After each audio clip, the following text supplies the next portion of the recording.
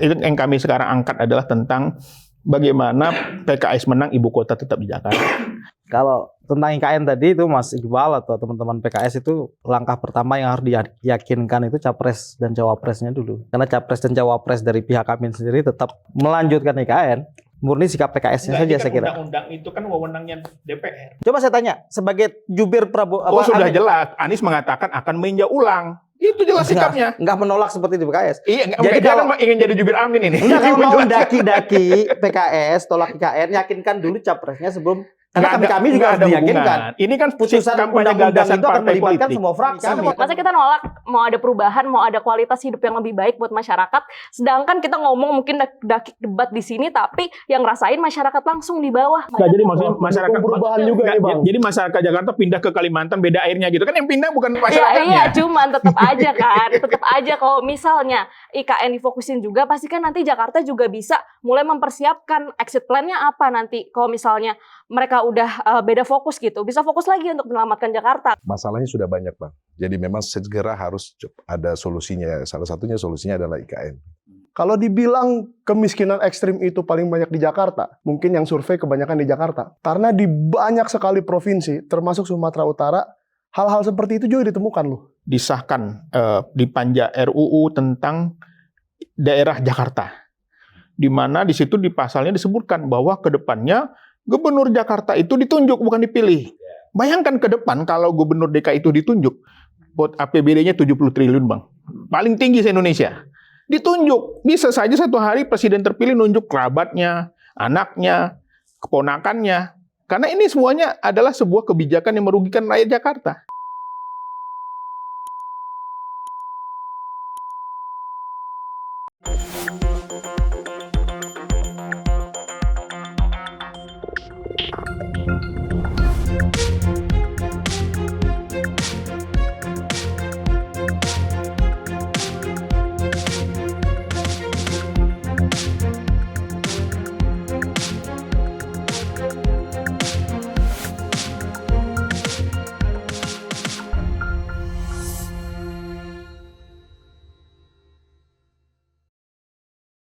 Bismillahirrahmanirrahim. Salam sejahtera buat kita semua. Assalamualaikum warahmatullahi wabarakatuh. Salam juga kepada kawan-kawan penonton Unpacking Indonesia dimanapun berada. Juga selamat datang kepada narasumber kita pada hari ini yang sudah hadir bersama saya untuk bincang-bincang. Ngobrol-ngobrol santai. Terima kasih. Ya, Relax ngobrol ya. santai. Saya perkenalkan dulu, yang pertama ini adalah di sebelah kanan saya, sudah sering ke Unpacking ini, yaitu Bung Roni Talipesi. Siap, Bang. Ya. Salam Yang demokrasi. Di samping caleg juga dikenal sebagai dalam kasus Sambu, dia ini muncul sebagai pengacara Baradae. Baradae, Bang. Baradae. Berapa kali saya mampir sini ya, Bang? Ya. Tanya-tanya sama Abang. Ya, yang beliau ini dari partai PDI Perjuangan. PDI Perjuangan. Belum fraksi ya. Mudah-mudahan Doain jadi, aja, Bang. Mudah-mudahan jadi anggota Ya. fraksi ya. Kobul, Bang. Kobul. Amin. Iya, kalau kobul jarumnya amin. Ya. Sebab kalau kobul aja nggak ada amin bahaya. Nih. Ya, jadi dari Partai Demokrasi Indonesia Perjuangan, ya, ini baru maju sebagai caleg ya. Iya, Bang. Ya, kemudian Dapil DKI 2 Jakarta Selatan, Jakarta Pusat, Luar Negeri, Bang. Nomor urut 5. Harus lengkap itu. Oh iya, betul itu. Kemudian yang pakai jaket biru muda ini. Siap. Nah, kalau lihat jaketnya sebenarnya kita sudah tahu. Nah, Gelora, Partai Gelora Indonesia. Ini partai yang paling kaya. Ya kan? Pertama punya pantai di Sumbawa. Pantai Gelora. Pantai Gelora. Iya. Punya Gelora Bung Karno juga. Cocok. Pokoknya pakai merek-merek nama-nama Gelora itu berkaitan dengan Banyak partai. menghiasi lagu dangdut juga Gelora. Iya, ya. Jadi ini Bung Yadi Suryadi Putra, tapi lebih dikenal sebagai Bung Suryo. Siap, Bang. Juga di samping caleg sebagai juru bicara TKN Prabowo Gibran ya. Nah, kemudian dapilnya. Nah, dapilnya di mana? Saya dari dapil yang pernah menggemparkan dunia, Bang. Apa tuh? Jadi kalau daerah saya batuk itu Eropa itu mati saat itu tuh. tempat Gunung Tambora, Dapil Pulau Sumbawa. Pulau Sumbawa ya. NTB 1. NTB 1. Sama Fahri Hamzah dong. Saya nomor urut 2. Dia nomor 1. Bang Fahri nomor urut 1. Ya udah biasa kan Fahri jadi menteri nanti kan kamu naik. Siap. Kalau Prabowo Gibran menang ya. Insya Allah, Mang. Insya Allah. Lalu ini sudah cukup terkenal juga juru bicara dari sebenarnya juru bicara PKS ya, Partai Kesejahteraan Partai Keadilan Sejahtera. Partai Keadilan Sejahtera juga di Amin ini Jubir Amin. di Jubir Timnas Amin. Jubir Timnas Amin kan, Anies dan Muhaimin gitu. Dari Partai Kesejahteraan Partai Keadilan Sejahtera. Juga dari Dapil DKI Jakarta 2. Itu Jakarta Selatan, Jakarta Pusat, Luar negeri. Jadi ini sering Satu muter-muter. dapil. Muter-muter. Satu dapil ya. Satu dapil. Waktu di luar negeri sering ketemu nggak di pesawat di mana? Belum, belum. Mungkin udah ngintip-ngintip dulu nih. Nah, lalu ini Bung Michael Sinaga ya. Siap. Dapilnya di mana Michael? Kalau saya dapilnya di Sumut 1, Medan, Deli Serdang, Serdang Bedage, Tebing Tinggi. Waduh. DPR RI. Dapil neraka. Dapil surga kalau buat Dapil saya. surga. Ya, Bung Michael Sinaga ini dari Partai Kebangkitan Bangsa. Kebangkitan Bangsa. Di Medan kan suaranya termasuk besar dan tidak rumit kan. Seperti betul. Jakarta 2 juga. Ya, Jaksel. kota besar lah. Nah, Zebi Magnolia dari PSI. PSI ya. Hampir lupa saya, nggak kelihatan tenggelam Zebi di tengah-tengah orang ini. Kecil emang badannya. Zebi dari Partai Solidaritas Ya, Indonesia. Ya, panggilannya Zebi ya. Dapilnya Maju di DPRD DKI, Dapil 2 Cikoding dan Kepulauan Seribu. Wow. Nomor urut 3. DPR RI juga ya. DPRD. Oh, DPRD DKI. Dapil 2 Cikoding Kepulauan Seribu. Cikoding Kepulauan Seribu. Waduh, itu perkara. Cikoding apa? Cilincing? Cilincing, Koja, Koja. Kelapa Gading. Oh, Kelapa Gading. Itu dapil berat juga itu. Semua berat sekarang. Kampanye ke Pulau Seribunya. Nunggu ombak bagus. Ya, jadi kalau kita ini kan pertarungan caleg ini semakin tiap periode pemilu itu semakin berat memang ya. Betul, Bang. Bukan semakin gampang gitu. Karena semua orang sudah menguasai pola-polanya bagaimana untuk menuju kemenangan kan gitu. Iya. Ya udah. Apalagi pertahanan. Kalau petahana kita di sini kan belum ada yang Belum petahana. Belum ada. Makanya memang kita mencari itu orang yang baru disebut caleg pemula. Ya. Nah, saya mungkin ngobrol-ngobrol dulu nih kita dengan Bung Iqbal ya dari PKS. Bung Iqbal ini kan sebenarnya sudah menjadi rektor di Universitas Institut Swadaya. Kemudian beliau ini seorang doktor juga, ahli psikologi. Sebenarnya udah cukup, nggak usah jadi caleg lagi ya. Psikologi, buka konsultan segala macam itu, waduh, kita udah bisa bayangkan itu pendapatannya tiap bulan berapa, ya kan? Siap. Apalagi seorang aktivis partai yang lumayan besar. Siap. Ya, kalau kita sebut di DPR sekarang kan papan tengah ya. Di Papan Tengah. Nah, bersama dengan Nasdem, Demokrat, PKB. Iyalah, Iya. Iya. PKB. Nah, jadi ada masuk PAN juga jangan kita sebut. Nah, jadi sebenarnya kan kalau kita lihat dari penghasilan itu sudah cukup, Iya. ya kan? Mungkin sudah ya cukup memadai lah, kan? Kaya enggak tapi cukup. Ada lah. Kan gitu. Nah, cuman kan saya mau tanya, kenapa masih tertarik untuk maju sebagai caleg atau anggota DPR ini, Bung Iqbal? Ya, karena saya di DPR itu sebagai staf ahli sudah 14 tahun ya. Saya ikut Pak Hidayat Nur Wahid hampir 10 tahun sebagai tenaga ahli di Wakil Ketua MPR. Dan saya melihat memang DPR sekarang ini perlu anak-anak muda. Perlu orang-orang yang memahami masyarakat dan permasalahan. Makanya tagline saya itu, Bang, untuk Jakarta bahagia. Kenapa? Karena saya melihat sebagai psikolog, banyak warga Jakarta ini nggak bahagia. Nggak bahagia ya? Saat ini. Karena tadi faktor masalah tekanan hidup, kesehatan mental ya, yang lagi ramai di kalangan remaja bunuh diri. Dan itu nggak bisa cukup dengan hanya satu lawan satu untuk konseling. Tapi perlu kebijakan. Salah satu impian saya adalah bagaimana ke depan Indonesia ini punya namanya Kementerian Kebahagiaan. Betul itu. Karena betul. banyak orang nggak bahagia. bukan hanya Jakarta sebenarnya, Seperti seluruh Malaysia dunia. kan ada menteri kebersihan. Iya. Iya kan? Betul. Di Jepang sudah ada menteri kebahagiaan gitu. Karena memang angka bunuh diri yang tinggi. Yang kedua, saya kadang-kadang nggak enak juga ketemu politisi begitu tahu PhD ya, cocok jadi staf ahli. Yang jadi gubernur, jadi bupati, jadi anggotanya SMA aja gitu. Kan nggak fair. Iya. Masa yang PhD hanya jadi staf ahli? Harusnya yang PhD ini adalah orang yang berbicara, Iya. orang yang menentukan keputusan. Betul, gitu. betul, setuju. Jadi saya sebagai akademisi merasa karir saya mulai dari ketua jurusan, jadi dekan, sampai jadi rektor, udah cukup. Dan saatnya saya kira aktualisasi diri. Dan yakin ya bahwa ini bisa sukses ya. Insya Allah.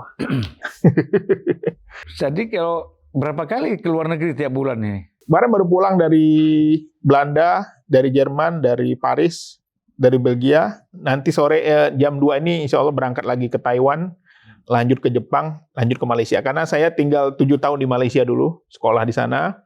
Pernah jadi Presiden Persatuan Pelajar Indonesia di sana. Dan saya optimis bisa menggalang teman-teman mahasiswa Indonesia di luar negeri. Nggak ke Eropa ya? Udah, baru pulang. Baru pulang. Baru pulang. Tapi ke Eropa bersaing dengan PDIP namanya. Kemarin kita konsolidasi relawan Anies di Den Haag, di Belanda. Di Den Haag.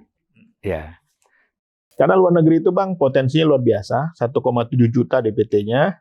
Dan para diaspora, mereka pemilih rasional. Dan tentu saja kompetensi, rekam jejak. Mereka akan sangat mengamati gitu calon-calon dari luar negeri ini. Ya, tapi kan tidak sesederhana itu ya. Tadi soal kebahagiaan tuh oke lah. Kita ini kalau bicara bahagia, di jalan paling nggak bahagia tuh. Ya kan? Baik jalan kaki, naik mobil, naik motor, semuanya nggak ada bahagia. Ya kan? Bisa siap ditabrak kapan saja. Iya. Ya kan? Karena padatnya.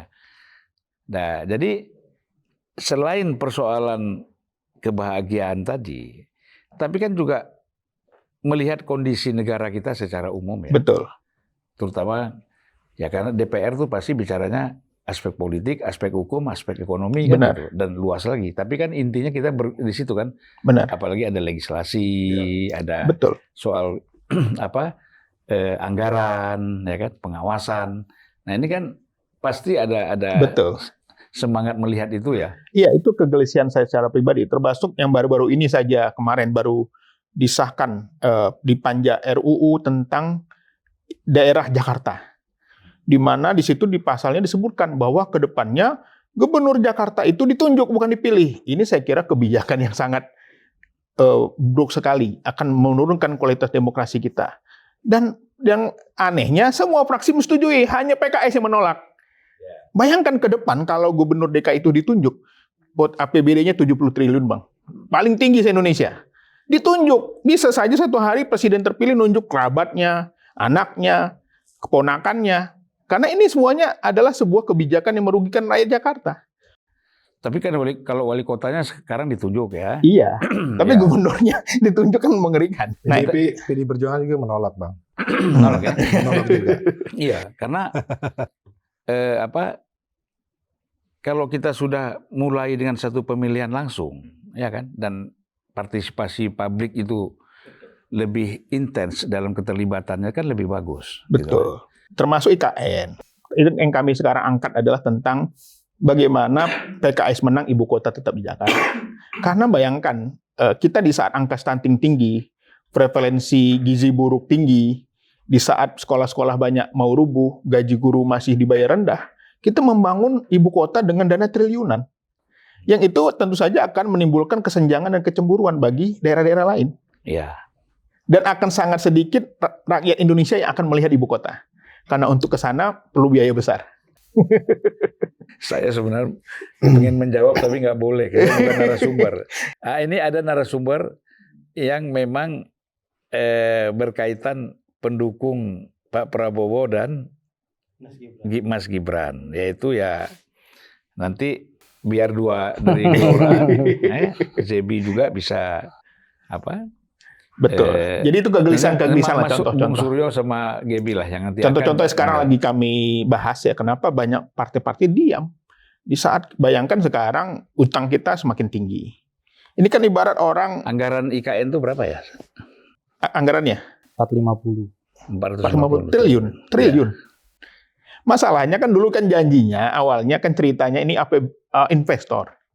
Begitu nggak ada yang masuk pakai APBN, sama kayak kereta cepat. Wah ini investor. Begitu ternyata ratusan triliun per bulan harus bayar. Ini menurut saya itu memanggil hati saya juga untuk kenapa kita akademisi ini hanya nulis buku, hanya nulis jurnal. Harusnya para akademisi juga punya kesempatan untuk bisa sebagai parli untuk berbicara di parlemen. Tapi sebenarnya ya persoalan ibu kota baru itu bukan hal yang luar biasa, hal yang sangat biasa ya. Kita lihat Afrika Selatan itu ibu kotanya 3. Nah mungkin itu nanti prosesnya harus dilihat seperti itu ya. Jadi ada Pretoria ya. Pretoria itu kalau nggak salah kan untuk eksekutif, kemudian ada satu saya lupa namanya, satu lagi untuk yudikatif, satu lagi untuk legislatif. Jadi itu dibagi 3. Nah mungkin pembiayaan itu bisa berkurang. Seandainya nanti DPR yang akan datang atau sekarang bisa ada revisi ya.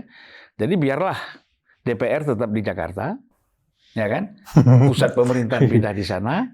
Nanti mungkin DPR sama yudikatifnya, eksekutif sama yudikatif tetap di sini itu bisa.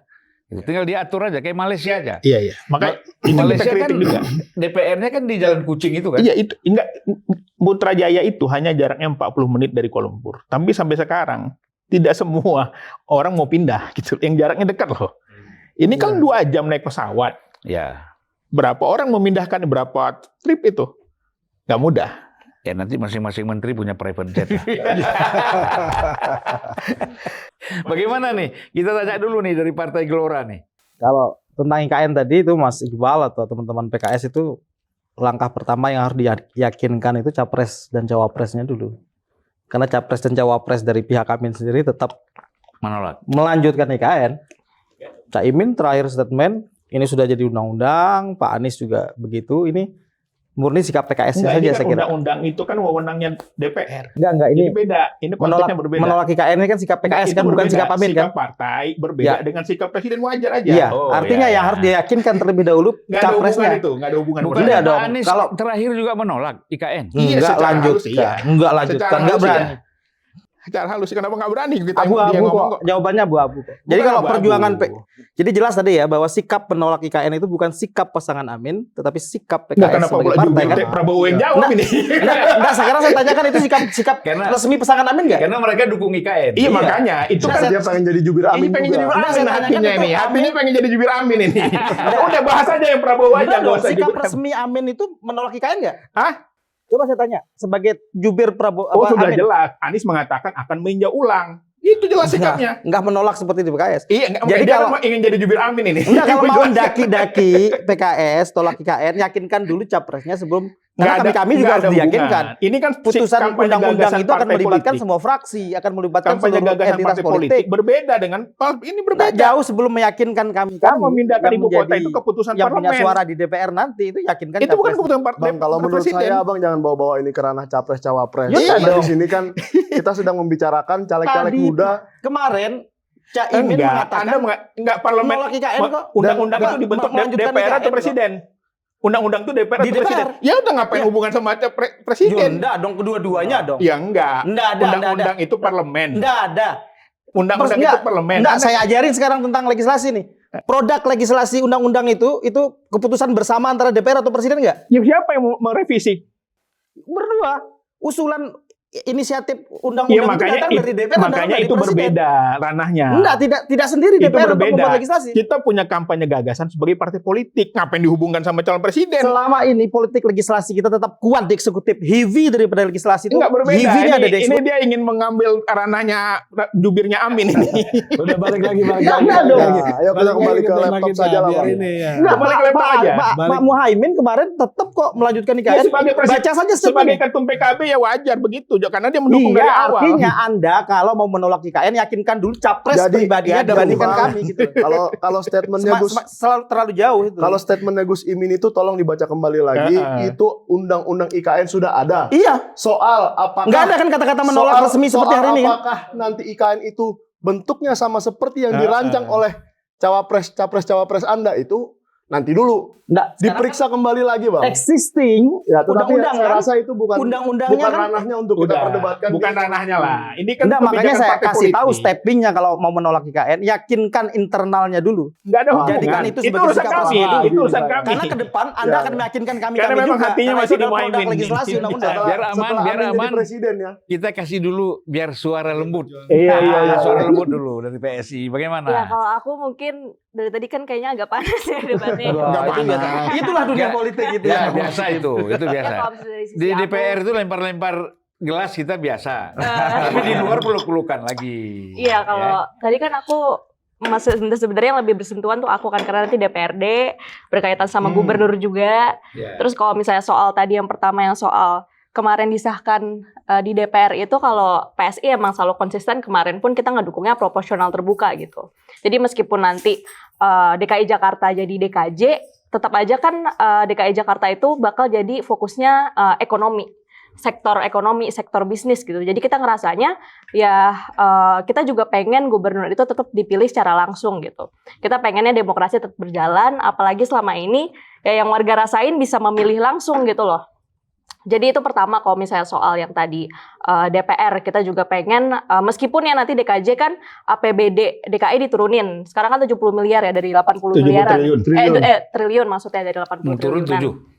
7. Ya turun. Hampir 80 triliun, turun sedikit. Ya turun sedikit lah gitu. Cuma kan tetap penting gitu, APBD-nya gede banget. Jadi menurut kita ya memang mesti ada pemilihan langsung juga. Terus kalau misalnya soal IKN tadi, kalau aku bahasnya mungkin dari pengalaman langsung aja. Karena aku kan di pesisir, di ujung Jakarta gitu ya. Aku ngelihat sendiri kondisinya kalau misalnya Jakarta itu, ya pada pemukimannya itu makin mundur mereka. Hidupnya ya emang rumahnya tiap tahun harus makin mundur karena masa air lautnya makin naik gitu. Jadi gimana caranya kita bisa hidup layak gitu di ibu kota yang sebenarnya Duh, ya, keren, caleg muda ya lu emang luar harus- biasa. ya emang sebenarnya harus ada perubahan gitu loh. Masa kita nolak mau ada perubahan, mau ada kualitas hidup yang lebih baik buat masyarakat, sedangkan kita ngomong mungkin dakik debat di sini tapi yang rasain masyarakat langsung di bawah. Mereka Jadi tiap maksud tahun masyarakat perubahan juga Nggak, ini, Bang. Jadi masyarakat Jakarta pindah ke Kalimantan beda airnya gitu kan, yang pindah bukan ya masyarakatnya. iya, cuman tetap aja kan, tetap aja kalau misalnya IKN difokusin juga, pasti kan nanti Jakarta juga bisa mulai mempersiapkan exit plan-nya apa nanti. Kalau misalnya mereka udah beda fokus gitu, bisa fokus lagi untuk menyelamatkan Jakarta. Karena sekarang udah ada ibu kota, jadinya fokus-fokus buat yang misalnya tadi yang udah berjalan di Jakarta itu bisa dipindahin ke IKN. Akhirnya jadinya fokus terkait isu-isu Jakarta yang sebenarnya selama ini dibahas soal Jakarta bakal tenggelam, terus juga tentang polusi. Jadi orang-orang tuh bakal lebih fokus ke isu Jakarta, bukan isu Jakarta sebagai ibu kota gitu yang selama ini dibahasnya soal gubernur terus jadi tumpangan politik gitu. Jadi bisa fokusnya tuh lebih ke gagasan dan lebih ke isu-isu yang harus dibawa. Ya sebenarnya kan kalau kita lihat begini, pindah ibu kota misalnya ya, lalu banyak sekali kan ASN itu pindah ke sana semua. Udah pasti itu. Di mana-mana negara itu pasti ASN itu pindah semua ke sana. Memang akan mengurangi polusi dan kemacetan. Itu satu hal ya. Misalnya kita lihat kalau libur sekolah di Jakarta ini selalu agak lengang jalan itu karena orang tua dan anak-anaknya itu ngantar pergi ke luar negeri atau keluar kota. Gitu kan. Nah, itu yang secara langsung memang dirasakan. Nah, tapi kan persoalannya bagaimana mengontrol supaya Jakarta setelah nanti juga orang pindah bisa ditata lebih baik, tidak juga seperti ini. Yang khawatirnya kita kalau kosong diisi lagi sama orang baru kan. Nah, jadi sebenarnya menyangkut soal manajemen juga kan. Nah, soal manajemen juga. Kalau tidak dimanage dengan baik ya sama aja nanti akhirnya mengulang lagi, pindah lagi kita. Bagaimana Bung Roni? Betul, Bang. Jadi sebenarnya kan ini undang-undang khusus Jakarta, yaitu kan untuk mengatasi masalah transportasi, sampah, banjir. Terus yang tadi Abang sampaikan bahwa ini sudah Traffic jam padat. Traffic jam, kemudian polusi. Tetapi sekali lagi yang kami melihat bahwa undang-undang khusus ini yang dibuat untuk Jakarta, tapi secara overall memang untuk menjawab masalah yang ada di Jakarta. Tetapi yang terkait dengan pemilihan gubernur yang secara ditunjuk itu kami juga pun merasa ya Itu yang tunjuk presiden. Iya. Ini menunjukkan kita mundur demokrasi kita. Tapi kalau seandainya melihat dari apa yang terjadi di Jakarta, tentunya kita lihat bahwa memang Jakarta sudah masalahnya sudah banyak, Bang. Jadi memang segera harus ada solusinya. Salah satunya solusinya adalah IKN. Ya, sebenarnya tadi persoalan penunjukan itu untuk tingkat 2 sih nggak problem ya. Iya. Tapi saya kira kita kan otonomi itu seharusnya di mana-mana negara, nggak ada otonomi tingkat 2. Iya. Otonomi itu di setiap negara itu tingkat 1, Iya. pada tingkat provinsi. Nah kemudian otoritas untuk menunjuk siapa pembantu dia di masing-masing wilayah itu diserahkan kepada gubernur. Betul. Nah kalau pola lama sebelum kita reformasi kan presiden mengajukan 3 nama Ya. ke DPRD, DPR. kemudian DPRD memilih. Nah, dan itu belum pasti yang nomor 1 itu akan ditetapkan sebagai gubernur definitif. Betul, itu yang kita berisiko, Bang. Berisiko menjadi ajang KKN, kolusi, korupsi, dan nepotisme. Jadi karena ini kami melihat pertanyaan apa urgensinya harus ditunjuk gitu loh.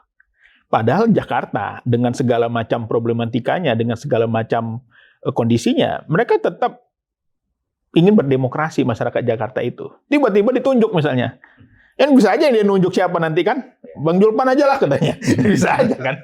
Lagi tidur gitu. Lagi tidur. Tiba-tiba kita jadi Jadi gubernur. gubernur. Atau memang khusus buat si siapa gitu. Buat si Makanya, tapi putra mahkota lagi semua kan. praksi setuju ya.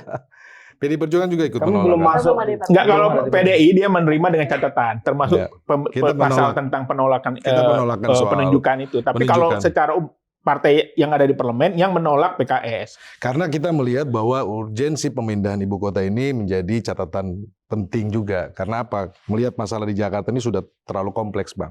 Tetapi yang menjadi catatan khusus kita yang soal ditunjuk langsung oleh presiden. Berarti gubernur. PKB yang dukung itu harus argumentasi gitu. PKB apa yang kenapa didukung Jadi PKB? gitu loh. Jadi Tadi kami PKS sama PDI nolak Karena nih. PD PKB Perjuangan, gimana, kenapa kita mendukung? PD Perjuangan melihat dari sisi yang lebih luas. bagaimana Jadi nggak apa-apa. Kan kita sebagai partai di luar parlemen harus Ya, biar Bang argumentasi. Julpan yang jawab. Argumentasi. Biar Bang Julpan yang nanya, jangan. Apa argumentasi? Biar Bang Ya, Julpan silakan yang kita nanya. beri kesempatan dari PKB, Bung Michael. Ya kalau menurut saya kita sudah terlalu banyak lah berbicara tentang ini. Kalau memang soal penunjukan itu saya juga merasa itu tidak benar lah. Itu juga kita merasa tidak benar bahwa kalau kita lakukan penunjukan seperti itu, kapan lagi kita Jadi beda mendapatkan pendapat sama praksi di PKB. kapan lagi kita mendapatkan calon presiden sebagus Anies Baswedan? Kalau menurut saya seperti itu. Nah, kalau soal proses yang sudah berlangsung di DPR, biarlah itu berlangsung di DPR. Saya juga belum duduk di sana kan, Bang. Jadi kita juga belum bisa bersuara mewakili senior-senior yang sudah duduk di sana. Nah, saya sebagai caleg muda, mengapa saya mungkin lebih pasnya saya ditanya kenapa saya mencalonkan diri seperti itu. Ya, Tadi memang itu saya juga jadi pertanyaan hostnya kita kan. pertama. Tapi Ini kok jadi berbicara IKN gitu. bukan saya yang bicara ini Iqbal bicara IKN. Ya, memang itu yang paling hot sekarang. Nggak ada yang lain udah. Soalnya kayaknya Partai Gelora pengen belajar dari PKB. Gimana Iya. sih cara masuk parlemen? Iya. Jadi pertama, kita harus belajar. ya pertama, ya karena PKB kan Harusnya pertama juga kali bukan langsung masuk kepada ya. PKB belajarnya. Siap. Belajar ke semua. PKS. Oh, senior ya. Oh iya Senior, betul. senior. belajar sama PD Perjuangan lah. Dari semuanya lah Bang belajar. Jadi Bang, kalau kita ungkit, siapa yang ngangkat isu UKN ini? Leadingnya PKS. Nggak ada partai lain berani ngomong. Balik lagi. Karena semuanya nolak, nerima. Kita yang nolak. Satu-satunya. Ya tapi kan begini juga. PKS ini kan termasuk lihai menurut saya. Tahu mengangkat mana yang memang disenangi sebagian orang. Ya, jadi isu IKN itu memang siapapun saya kira nanti PDIP akan mencari sisi lain lagi apa yang mau diangkat kan. Yang penting isu itu ditangkap masyarakat, ada perbedaan kan. Ya karena kan Amin ini kan mengambil tagline perubahan. Harusnya dukung. Enggak Berubah kan? Hah? Berubah kan? Wah. Bukan maksudnya tagline perubahan berbeda. Mantap nih Kalau juga istilah Amin saya satu kan nih. antitesisnya. Iya. Amin ini Anies itu kan antitesisnya Pak Jokowi. Ya. Nah, jadi memang cari perbedaan-perbedaannya itu di mana.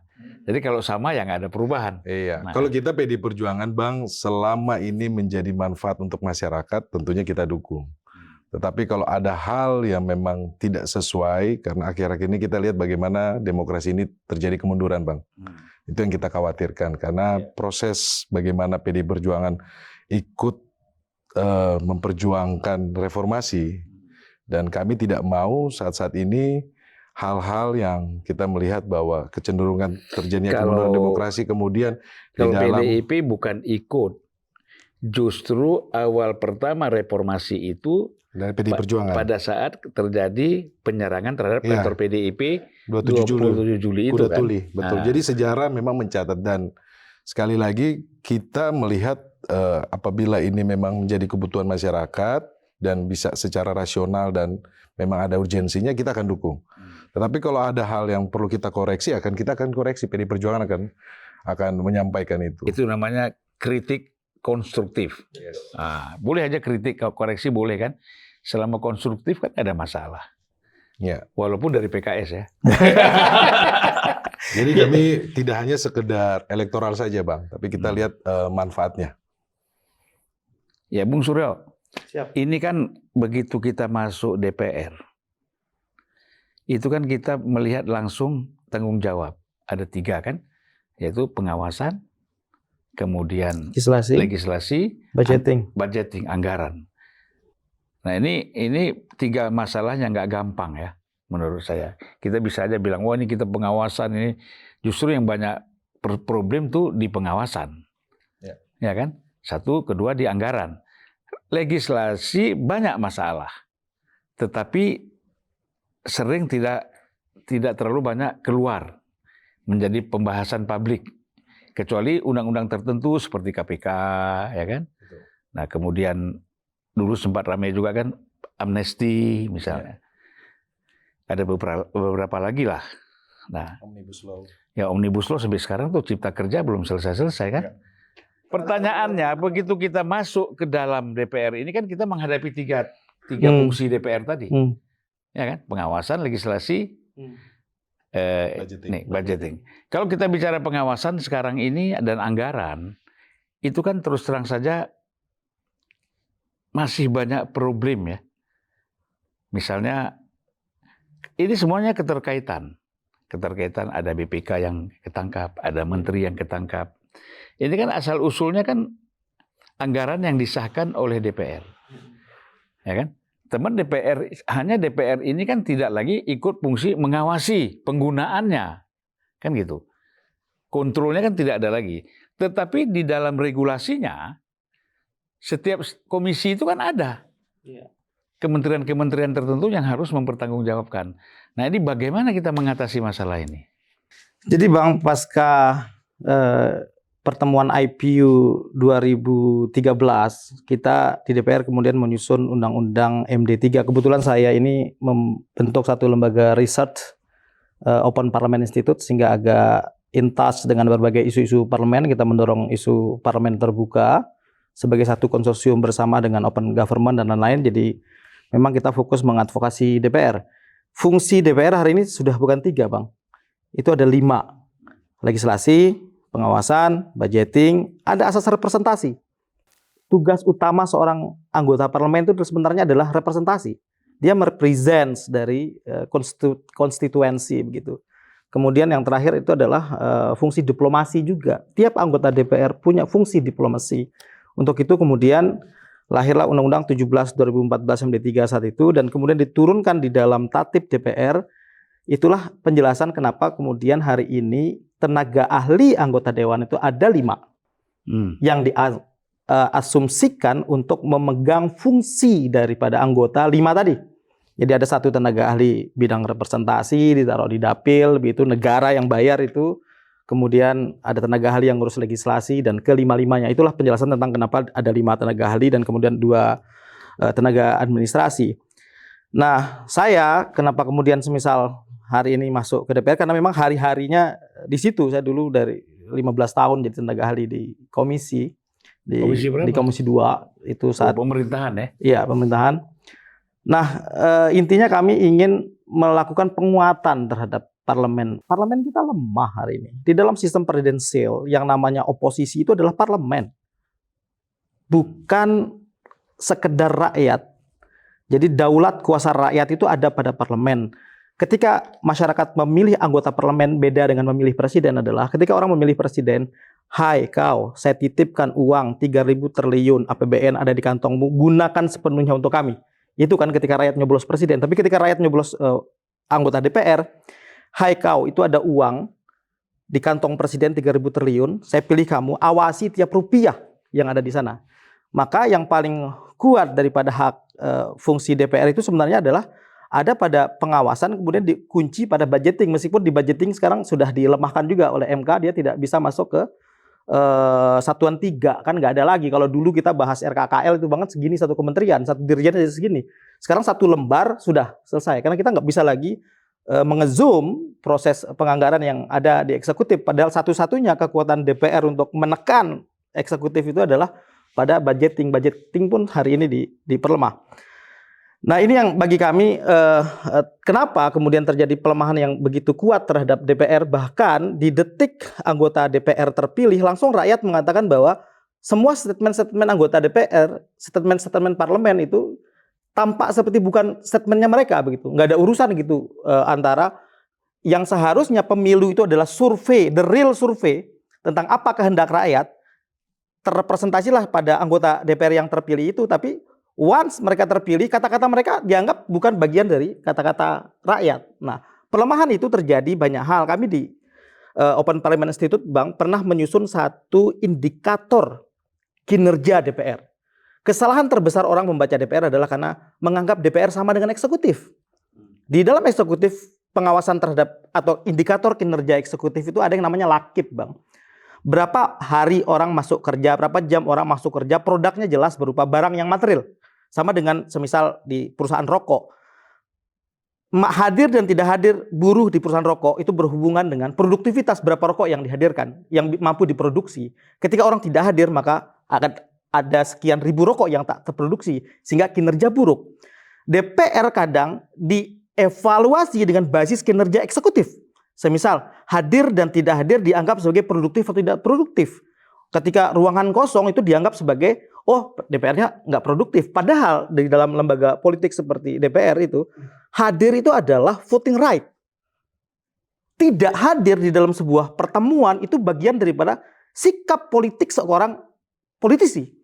Saya masuk semisal ke dalam sebuah ruangan yang secara kuantitas fraksi saya tidak kuat sehingga saya tidak setuju dengan percakapan itu, saya akan masuk kemudian membuat menutup mulut dengan lakban. Saya tidak bicara pun itu adalah sikap politik saya. Bahkan tidak hadir pun adalah sikap politik. Nah itu kesalahan yang pertama adalah hadir dan tidak hadir dianggap sebagai buruk baiknya kinerja DPR. Yang terakhir lah ada banyak indikator, saya sudah buat indikator yang berbeda dengan indikator kinerja eksekutif. Yang terakhir kadang DPR itu dilemahkan oleh publik sendiri, publik pemilihnya karena semisal tentang jumlah produksi undang-undang. Kita punya yang namanya prolegnas di awal tahun ditetapkan bersama eksekutif 100 misal prolegnas prioritas dalam 1 tahun. Dari 100 undang-undang atau RUU yang direncanakan akan diselesaikan semisal hanya selesai 5 undang-undang itu dianggap sebagai kinerja buruk. Karena 100 perencanaan, 5 yang menjadi undang-undang. Padahal di dalam DPR jumlah perencanaan dengan ujung produk itu tidak menunjukkan indikator baik atau buruk. Karena di dalam DPR itu ada yang namanya setuju dan tidak setuju. Tiba-tiba semisal ada satu RUU yang datang dari eksekutif. Tahun 2024 jomblo harus disuntik mati semisal. Itu menjadi RUU. Apakah DPR harus setuju? Nah ketika dia tidak menjadi undang-undang itu justru kan baik.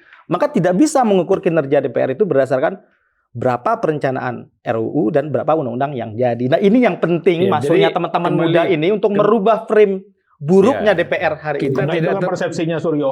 Kan itu kan persepsi kajian dia. Kan setiap akademisi punya kajian sendiri. Saya mau tambahkan sedikit bahwa artinya memang dalam konteks legislasi itu kan bukan hanya bicara soal kuantitatif. Ya kan? Banyak boleh, tapi kualitasnya juga harus ada kan gitu. Nah ini kita masuk langsung aja. Tapi sebenarnya begini, contoh ya, undang-undang PRT. Kenapa sampai sekarang belum disahkan? Apakah anggota DPR saat ini tidak setuju bahwa PRT itu mendapatkan hak-haknya? Belum tentu. Bisa jadi ya karena orang yang mengusungnya misalnya tidak getol atau kurang tekanan. Karena ada undang-undang yang harus pakai tekanan, Bang, baru disahkan. Berbeda dengan Omnibus Law. Itu nggak pakai tekanan udah sah aja. Undang-undang IKN baru diketok revisi lagi. Jadi nggak setuju saya kalau katakan indikator itu. Tapi ini politik. Mereka akan melihat di sana apakah ada kepentingan saya nggak nih, gitu loh.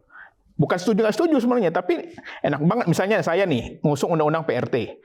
Lalu ada yang bilang, kalau disahkan nanti yang dapat nama Iqbal nih. Gue nggak mau Atau dia barter, oke lo mau undang-undang PRT disahkan. Tapi RUU gue nih ya, juga sahkan ya. Jadi seperti itu. Jadi kami di PKS tegas misalnya ingin mengesahkan segera undang-undang PRT. Tetapi mungkin fraksi yang lain nggak setuju. Banyak faktor kan. Nah di situ ada beberapa undang-undang yang sampai sini lama sekali. Betul. Ya. Satu undang-undang minol itu, minuman beralkohol. Itu saya udah keliling sampai Mesir kemana capek kita. Sampai sekarang belum disahkan. Itu tadi ada konflik kepentingan di situ ya. Kemudian persoalan undang-undang tembakau. Ya kan? Sudah mau disahkan tuh ada satu pasal yang dirubah tanpa diketahui. Tiba-tiba ada undang-undang bulldozer ya kan? Ya, IKN. jadi memang problem kita ini problem sebenarnya yang harus diawasi itu semua, bukan soal anggaran saja, termasuk persoalan legislasi, ya kan? Kalau ada pasal-pasal yang bocor misalnya, kemudian kita kan tahulah bagaimana sibuknya membaca draft-draft dari pemerintah setebal ini, ya kan, draft yang masuk dari praksi-praksi lagi, koreksi itu kadang-kadang waktu tidak mencukupi. Makanya harus orang hukum Bang yang duduk. Iya. Orang hukum udah terbiasa baca draft-draft. Bagaimana pandangan orang hukum nih tentang persoalan ini? Karena penting ini legislasi ini. Ya memang begini Bang, kalau kita lihat kan perlunya anggota DPR yang fokus ya. Jadi nggak cuma duduk sebagai anggota DPR. Jadi nanti harus berhenti dari pengacara. Oh kalau saya memang sudah ikhtiar Bang, karena saya melihat bahwa kebutuhan soal hukum ini menjadi prioritas untuk masyarakat kecil. Dan kami PDI Perjuangan hadir dan kalau lihat kemarin Bang dalam beberapa kasus yang sedang ramai, saya juga pun sebagai praktisi yang ikut mendampingi Richard Eliezer melihat bahwa kedepannya hukum ini harus penegakan hukum yang progresif. Dalam arti apa? Bahwa keadilan restoratif itu harus benar-benar. Ini saya sebelum ke situ mau tanya dulu nih. Iya. Bagaimana pernyataan Mas Ganjar yang mengatakan bahwa Pak Jokowi ini, pemerintahan Jokowi ini nilai hukumnya itu dapat nilai 5 itu di mana tuh? Ya mungkin kalau pendapat saya Bang ya. Ini kan ada Pak Ganjar, ada Pak Mahfud udah 5. Mungkin kalau nggak ada Pak Mahfud mungkin lebih di bawah 5. Oh gitu. Jadi bisa di bawah 5 karena. Jadi faktor Pak Mahfud ya? Iya faktor Pak Mahfud yang saya kan mengalami Bang. Waktu mendampingi Eliezer bagaimana Pak Mahfud itu benar-benar getol terus ikut sampai turun ke bawah. Padahal fungsi dia kan sebagai Menko. Mengkoordinir, tapi beliau tuh langsung turun, langsung mengawasi aparat penegak hukum, mendorong supaya perkaranya terbuka. Nah di situ saya lihat, wah sekelas Pak Mahfud aja begini, apalagi kalau bukan Pak Mahfud, mungkin hukum kita udah bukan ini lagi, Bang. Mungkin di bawah 5 kali ya, 3 atau 2 ya. Itu isu kebetulan tidak ditanggapi oleh capres lain selain oleh Pak Mahfud sendiri yang membantah. Pak Mahfud sendiri yang membantah. Jadi begini, gitu. kalau menurut saya itu 5 itu angka yang tengah lah. Angka yang tengah, tapi fakta pada hari ini adalah masyarakat melihat bahwa isu soal keadilan ini menjadi prioritas. Apalagi anak-anak muda bicara soal kepastian hukum. Saat-saat ini kita dipertontonkan bagaimana hukum itu dibolak-balik, diganti. Ya tergantung siapa yang ini kan punya kepentingan kan, tapi masyarakat sudah tahu lah. Makanya kembali lagi Bang terkait dengan kedepannya kalau saya di DPR bahwa fungsi legislasi bagaimana kita menyusun undang-undang, tetapi kalau saya kan fokusnya kepada bidang hukum Bang. Bahwa keadilan restoratif itu harus benar-benar dihadirkan. Kalau di luar negeri semakin sedikit orang di dalam penjara dianggap penegakan hukumnya berhasil. Tetapi kalau di Indonesia semakin banyak orang di dalam penjara dianggap penegakan hukumnya berhasil. New Zealand ada satu contoh ya. Ada parabot kalau di New Zealand. Terbarit. Jadi karena apa? Mereka benar-benar melihat bahwa keadilan restoratif itu jadi contohnya beberapa kasus bahwa pemulihan terhadap korban itu diprioritaskan. Jadi peminadaan itu, pidanaan itu harus benar-benar kita lihat dari aspek niat seseorang membuat kejahatan. Dan itu saya lihat bahwa di dalam visi misi Ganjar Mahfud itu sudah kita tuangkan juga bagaimana kita menghadirkan keadilan restoratif justice. Contohnya Bang, justice collaborator. Saya lihat bahwa sudah bagus, tetapi di dalam hukum acara kan kita belum diatur. Kalau saya nantinya ada di parlemen, tentunya kan menjadi prioritas bagaimana KUHP nasional sudah jadi, Parlemen tetapi dan harus ada di legislasi. iya, di legislasi Bang. Ini kita akan menjadi prioritas kita. Kalau nggak jadi penonton juga kan? Betul, bagaimana kita menyusun hukum acara yang benar-benar yang bermanfaat gitu loh, yang benar-benar tepat sasaran gitu loh. Jadi kita tidak usah, ini kan hukum acara kita masih pakai hukum Belanda nih Bang. Iya. KUHP nasional sudah, tapi 2 tahun Padahal lagi di Belanda, kita kan selalu sebut ini gara-gara Belanda. Di Belanda sendiri sudah berubah, sudah. tidak ada satupun penjara, ada orang yang dipenjara. Penjara sudah disewakan. Apalagi Sehingga tidak ada lagi penjara. iya. Karena Itulah ada- suksesnya Pak Jokowi kalau menurut saya, Tidak Pak. ada kejahatan ya. dan ke Pak depan- Jokowi sudah sebentar, siap. saya ngomong Siap. dulu. Monggo. Tadi- Sorry. Masuk Jadi, hukum jadi ini. Iya, jadi itu kan bicara soal penegakan hukum karena memang bidang saya adalah di bidang hukum dan selama saya berpraktek saya melihat bahwa kebutuhan soal hukum ini sangat jadi prioritas Bang. Dan kedepannya juga pun kita harus fokus kepada undang-undang yang contohnya KUHP nasional sudah jadi, tapi hukum acaranya kan ini belum direvisi Bang. Hukum acara perdata, hukum acara pidana.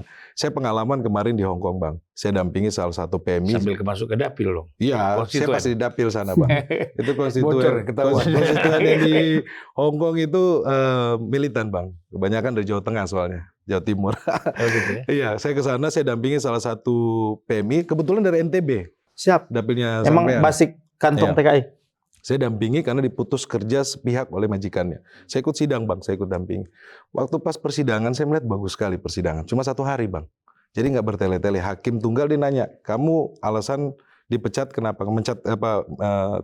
Ini TKI ini kenapa? Oh karena dia malas. Terus dia tanya sama PMI kita, kenapa kamu? Enggak, saya nggak malas. Saya karena waktu itu lagi kerja tapi dia disuruh, saya lagi ngurus anak tapi disuruh kerja yang lain. Terus ditanya sama ini majikannya, hakim nanya sama majikannya, kamu punya bukti nggak kalau dia malas? Terus langsung hakimnya tanya, kamu punya CCTV nggak? Nggak bisa jawab. Oh CCTV saya rusak beberapa hari yang lalu. Langsung hakim, oh kamu nggak benar. Dia langsung putus Bang, 1 hari itu juga. Tak, kamu bersalah, majikan bersalah, kamu harus bayar. Kalau di Indonesia, Nggak, sebentar. Ini ada ceritanya. Jadi langsung dia bilang gini, kamu bersalah, majikan kamu harus bayar uang tiketnya dia dan denda. Karena dia kan putus sepihak. Langsung ke loket Bang, buru-buru bayar. Kalau nggak bayar, langsung dipidana. Gini, saya melihat bahwa, wah ini keren Bang. Orang yang memperjuangkan uang yang tidak seberapa, tapi buat mereka itu sangat berharga. Karena mereka ada di Hong Kong, mereka harus pulang, biaya tiketnya gimana. Terus biaya uang penggantinya mereka, karena mereka pinjam uang juga dari orang untuk mereka berangkat ke sini. Itu kan saya melihat, tapi di situ benar-benar hukum acaranya itu bagus Bang. 1 hari itu bisa langsung selesai. Kalau kita di Indonesia memperjuangkan 1 juta 2 juta Bang, bisa berbulan-bulan, bisa bertahun-tahun. Iya. Habis Kita waktu, masuk ke CB dulu. habis nih. biaya, habis. Gimana pandangan melihat situasi apa yang dibicarakan oleh senior-senior ini tadi? Ya sekalian belajar juga lah ya. Cuman ya kalau misalnya kita bahas tadi kan udah banyak lah narasi-narasi soal demokrasi turun ataupun kayak hukum sekarang kayak gimana. Saya pikir itu ya narasi-narasi yang menembak kaki sendiri sih. Karena ya sekarang kita lihat kalau misalnya di survei ternyata yang tetap naik ya juga capres dan cawapres yang PSI dukung gitu, Mas Prabowo dan Mas Gibran gitu. Terus kalau misalnya soal Survei dibuat ini. Nah, terakhir bahkan udah lebih 40% gitu. Kita tunggu Litbang Kompas. Ya, intinya maksudnya narasi-narasi itu udah lewat lah gitu. Balik lagi sekarang kalau misalnya bahas lagi soal aku sendiri kalau kakak-kakak yang lain kan di DPR ya. Kalau aku lebih ke DPRD gitu, yang fungsinya ngeliatin perda dan juga pengawasan buat APBD juga, apalagi APBD DKI itu lumayan besar. Nah balik kenapa berangkat aku untuk nyalek ini, kalau boleh atau kepanjangan. Nah jadi kan juga kebanyakan mungkin aku selalu diangkatnya itu narasi aku masuk dari dunia entertainment terus ke dunia politik. Tapi sebenarnya itu udah jauh banget gitu loh tahunnya. Dulu memang aku sempat ada di satu idol group di ibu kota, tapi itu waktu aku umur 13 tahun. Wow. Jadi ya iya emang udah kerja pas kecil. Dan dari situ emang suka interaksi sosial sama banyak masyarakat gitu. Terus mulai waktu itu aktif di kampus. Jadi aku di London School, jurusan aku itu hubungan internasional. Dan waktu itu ini yang pengen aku tekenin banget sih, karena aku ngerasanya aku itu orang mediocre di politik. Maksudnya orang biasa aja, karena aku orang yang tadinya awam banget soal politik yang seumuranku ya. Kan aku juga mengasih tahu aku umurnya 23 tahun. Kalau aku sama teman-teman nongkrong tuh ngomongin politik itu kayaknya aneh gitu. Aneh banget dan kayak tabu gitu. Jadi kayak dulu bahkan aku nggak tahu ada DPP, ada DPW, DPD, DPC, jadi nggak ngerti cara politik kerja itu gimana gitu. Terus kayaknya selama ini aku ngomonginnya ngelihat di sosial media teman-teman ngepostnya malah soal isu-isu luar negeri. Contohnya mungkin kalau misalnya bisa sebut Black Lives Matter dan lain-lain gitu ya. Tapi aku ngelihat kok kayaknya aku nggak peduli soal isu Indonesia sendiri gitu ya. Sebenarnya apa sih yang terjadi gitu? Kenapa sih anak muda tuh alergi banget ke politik? Akhirnya masalah terbesar anak muda itu untuk masuk ke politik adalah barrier to entry point. Gimana caranya kita bisa masuk politik kalau kita bukan anak siapa-siapa? Gimana caranya kita bisa masuk politik kalau misalnya ya kalau di kampusku kan nggak ada omek-omek gitu kan ya. Jadi nggak ada edukasi politik gitu loh. Akhirnya aku ngelihat PSI Jakarta buka lowongan magang. Jadi magang di partai politik itu kan kayak agak aneh kan. Nah di situ ngelihat politik praktis, aku ngelihat ternyata ya kita selama ini ngelihat lah di Kebon Sirih itu nggak pernah sepanas ini, DPRD itu nggak pernah diomongin. Sampai PSI masuk ke DPRD DKI Jakarta di Kebon Sirih. Karena PSI yang pertama kali waktu itu bikin live report. Gimana anggota dewan menyusun perda dan juga gimana mereka melakukan pengawasan. Dari situ baru fraksi-fraksi lain mulai ngikutin PSI gitu. Nah dari situ aku makin sadar kalau misalnya sistem itu dijalanin dengan benar, dengan orang-orang yang benar, politik itu adalah jalan mulia. Dan aku ngelihat sendiri di background di belakang layar ya, aku tuh diliatin evaluasi sosperda dan juga resesnya anggota dewan itu dievaluasi sama DPW DKI Jakarta. Jadi benar-benar sistemnya itu berjalan, transparansi juga, akuntabel. Tiap tahun kita selalu bikin laporan kita mau bikin apa dan juga laporan keuangan tahun ini ngeluarin apa aja gitu. Nah dari situ pas aku magang juga, aku sekalian ngajar juga sama teman-teman. Jadi waktu itu kan lagi isu-isu kalau misalnya kita bilang yang seumuranku tuh krisis iklim. Orang-orang mungkin kan taunya perubahan iklim gitu. Terus waktu itu aku ngerasanya anak muda ini selalu, anak muda yang seumuranku sekarang tuh aku ngelihatnya Berproses. dipush gitu terus loh, kayak anak muda tuh harus Indonesia emas, anak muda tuh harus ini gini. Harus Karena berproses. emang ada berproses juga gitu. Ketemunya 2 hari tadi. Enggak, itu sebenarnya udah lama kita udah ada proses komunikasinya. Ya, tapi Itu nggak 2 hari, itu nggak 2 hari. Kita udah berteman, kita udah berteman lama dengan Mas Kaisang. Ini kesempatan saya Upgrade mengkritik anak muda. PSI. Anak muda. Nggak konsisten PSI. Nggak konsisten. Enggak, itu kan banyak yang nggak tahu tentang apa yang di belakangnya sebenarnya terjadi gitu. Tentunya nanti kan kalau misalnya kalau misalnya nanti langsung dikeluarin, publik malahan langsung ada narasi-narasi aneh yang selama ini dibawa kalau misalnya narasi-narasi. Kalau dia bukan anak nanti, presiden, ya, mungkin nggak akan jadi ketua. Tapi kan kita lihat sekarang narasi itu ternyata ya tidak berdampak juga. Jadi kita fokus aja ke gagasan, ke isu. Dan sekarang lanjut lagi. Tadi intinya aku ngelihat ternyata proses politik itu bisa menjadi proses yang menyenangkan. Bisa membantu banyak orang. Dan pada saat itu karena lagi krisis iklim dan juga tadi nyambungnya soal IKN, Mas, aku sempat ngajar di Cilincing sama teman-teman bikin NGO. Jadi aku ngelihat sendiri orang-orang yang terdampak rumahnya itu makin mundur tiap tahun, tapi mereka gak ngerti itu karena perubahan iklim. Tapi pas aku mau ngajarin perubahan iklim, ternyata bahasaku terlalu tinggi. Jadi aku baru sadar kayak, ternyata di ibu kota, di DKI Jakarta yang udah setinggi ini gitu ya, orang-orang lihat ibu kota udah keren gitu. Tapi di Jakarta Utara, di dapilku ini, emang dapil yang paling banyak kemiskinan ekstrim. Jadi ada indikatornya kemiskinan ekstrim tuh gimana. Contohnya dari karakteristik. Misalnya mereka umurnya 45 tahun, tapi pendidikannya lulusannya SMA. Abis itu mereka tapi punya tanggungan lansia juga, punya tanggungan balita juga gitu. Ya jadi buat upah sehari-hari aja tuh susah gitu. Paling mereka sehari tuh ngeluarin 11.000. Nah aku ngerasa kalau misalnya ingin ngerubah hal tersebut, Ya masuknya dari pendidikan. Makanya aku fokus di pendidikan soal programku sendiri ini. Sekarang kita emang udah ada KJP Plus, bagus banget. Aku 12 tahun gratis sekolah negeri. Terus juga ada KJMO. Tapi masalahnya di mana? Karena kalau misalnya kakak tahu, tahun 2022 itu DTKS dan juga KJP Plus itu jadinya mandek 82 miliar. Karena verifikasi data, permasalahannya kalau di DPRD DKI mungkin dari Dinas Sosial dan juga dari Dinas Pendidikannya itu ya verifikasi datanya itu masih terlambat. Ya, jadi aku ngerasanya perlu masih banyak perubahan yang dilakuin di DKI Jakarta dan salah satu dasarnya itu lewat pendidikan gitu. Lah ya. Ya, tapi kita harus melanjutkan juga program-program yang memang udah dilakukan oleh Pak Jokowi. Jadi sebenarnya saya hanya ingin satu hal ya. Jadi siapapun tidak usah takut untuk menjadi caleg ataupun menjadi anggota DPR kalau punya pikiran-pikiran yang berkembang kan. Betul. Untuk menyelesaikan persoalan-persoalan yang ada.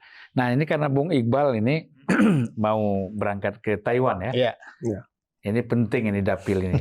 Jangan sampai apa? Kalau di Taiwan sudah ada Ronita Lapesi.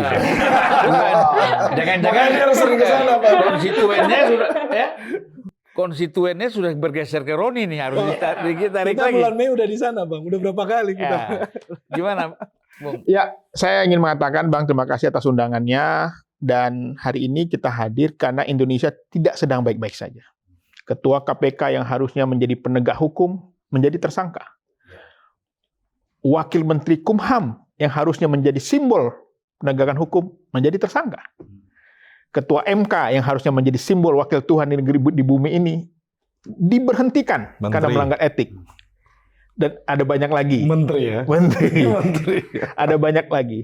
Dan ada banyak lagi para pejabat yang harusnya dia menjadi contoh dan hari ini dia tidak bisa menyelesaikannya.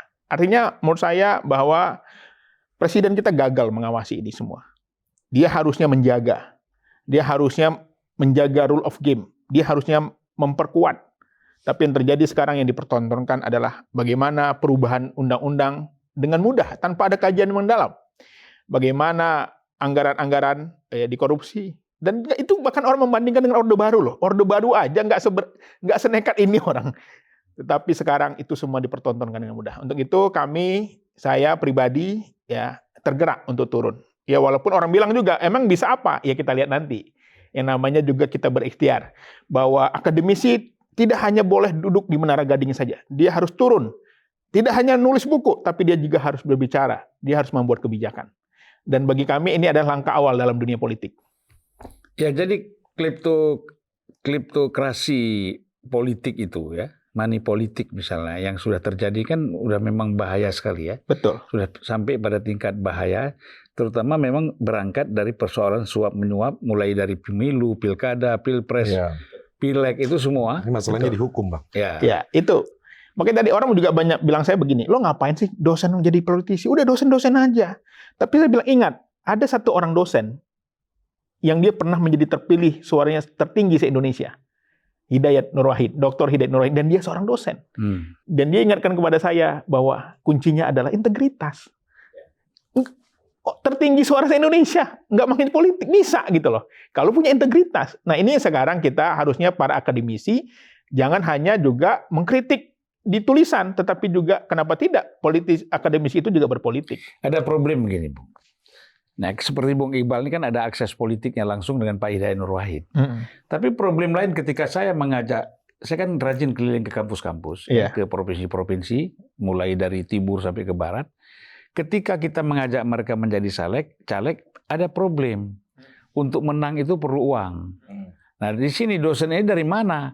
Nah, kadang-kadang kan partai politik ini merekrut orang-orang yang bagus dari kampus, tetapi kan tidak disupport. Kita kan tahu kan, sekecil-kecilnya kalau anggota DPR itu, sekecil-kecilnya, paling nggak 2M tuh harus keluar, itu paling kecil.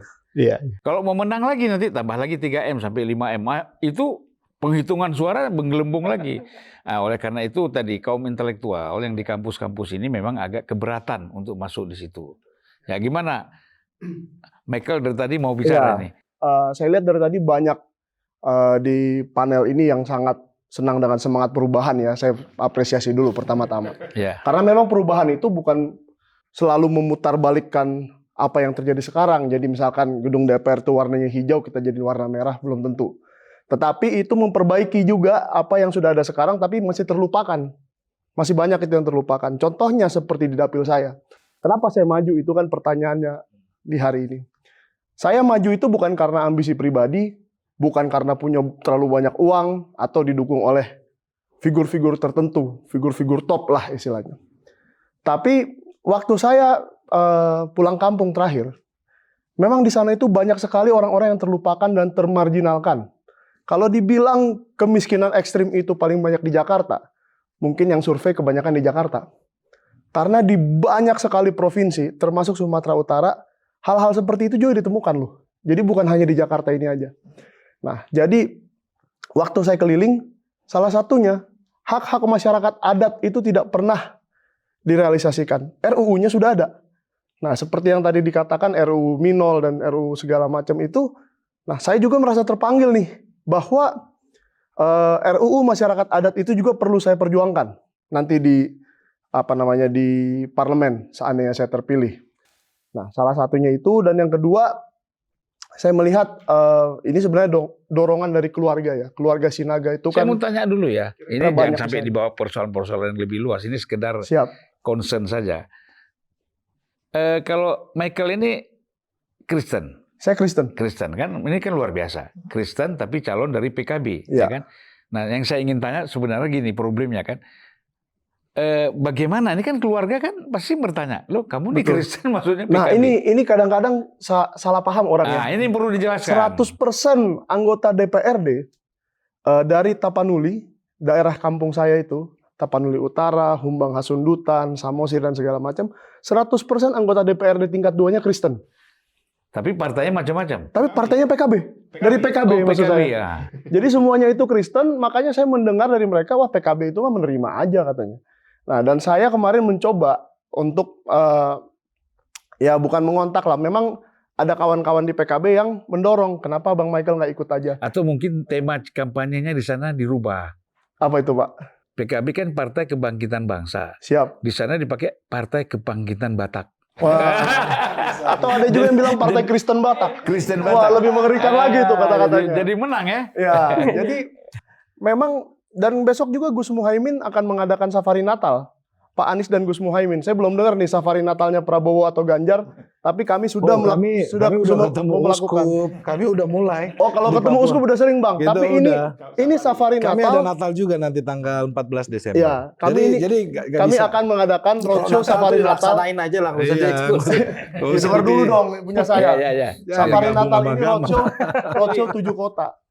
Jadi dari Sabang sampai Merauke, dari Sumut, NTT, Maluku, Manado, Papua, itu semua akan kami sentuh karena belum ada nih yang mempunyai ide seperti ini. Itu kan begini, kalau PDIP ataupun PDIP lah khususnya Ya, menyelenggarakan Natal, safari Natal itu hal biasa. ya. Tapi kalau misalnya Amin ini melakukan safari Natal, ini kan di situ ada PKS, Ada PKB. ada PKB ya, Nah, sebagai partai yang dianggap kental Islamnya kan gitu. Betul. Tapi melakukan Natal. nah justru disitulah kalau kita ngomong capres lagi ya, capres kami ini banyak disalahpahami. Kami, Pak Anies itu menerbitkan berapa banyak izin gereja, terutama gereja kesukuan di Jakarta, yang selama ini kemana tuh?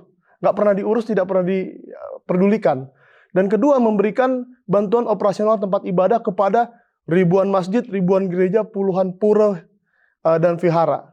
Jadi bukannya hanya ke Kristen aja, wah kamu gara-gara Kristen kamu banyak dikasih, enggak juga. Semua agama. Tapi yang banyak dikritik kan soal kemacetan dan banjir Jakarta kan. Oh ya, kalau Nggak, itu, kalau itu saya punya jawabannya. kalau itu semua gubernur juga. Dulu kan Pak kena Jokowi itu. janji, saya jadi presiden nanti biar lebih mudah urusannya Jakarta, tapi nggak Oh, juga. gitu ya. Baik, Bung. Takut. Iya, saya kira gitu. Pamit, Bang ya. Makasih Oke, banyak ya. bro, Terima siap. kasih Thank you, banyak thank ya. you. Ya, Pak ya. Sampai jumpa lagi Bro, ya. ya. Ya, Makasih banyak, Bang. Makasih banyak, sukses. Bang. Iya, iya. Artinya kan kita ingin memperkenalkan kepada publik bahwa caleg ini bukan sekedar ada nama, Yes. bukan sekedar dicantumkan, Bukan tapi artis, kan artis ya, saja. iya, tadi punya visi, ya kan, punya opini, punya pendapat dan punya concern Punya isi lah, Bang. dengan persoalan-persoalan yang dihadapi Jangan asam sulfat Ya kan? oleh masyarakat. Jangan asam sulfat, Bang. Oh, masalahnya anak muda nggak sekali aja bikin salah selalu diingat-ingat. Bukan. Buat Jadi belajar. gini loh. Cukup fatal soalnya Itu kesalahannya. fatal ya. itu bicara asam sulfat Udah minta untuk maaf orangnya juga. Ya, kembali ke alasan maju menjadi caleg ya Pak ya. Kalau menurut saya suara rakyat, suara Tuhan, Vox Populi, Vox Dei. Jadi tidak ada alasan selain dua alasan ini yang harusnya membuat kita maju berkontestasi politik. Kalau bukan rakyat, Tuhan. Nah, yang mana nih caleg-caleg ini sekarang yang ribuan orang ini yang maju karena disuruh oleh rakyat. Kalau saya pribadi diminta oleh marga saya Sinaga, Sumatera Utara. Jadi memang kalau dibilang ada ongkos politik ada, tapi tidak setinggi yang dikatakan tadi itu. DPR RI ya Mas? ya? DPR RI saya. Nomor berapa Bekel? Saya dikasih nomor 5, tapi apalah artinya nomor urut Iya betul. kalau di kita ini. Sekarang itu perjuangannya bukan di nomor. Betul. Ya kan? Tetapi di bawah, di grassroots, bagaimana kita juga yang sudah diberi mandat, dipercayakan oleh saudara-saudara kita di Sumatera Utara, kita jangan sampai nanti kalau sudah memegang mandat itu, jangan sampai mengkhianati. Itu yang paling penting. Dan kalau memang ada yang sudah mengkhianati ya, tidak usah dipilih lagi, kira-kira seperti itu Pak. Iya, iya. Kita mungkin masuk ke closing statement ya. Tantangan. Closing statement, Ya. tantangan dan lain-lain. Silakan saya kasih waktu mungkin 3-4 menit lah per orang ini. Oke, Bang.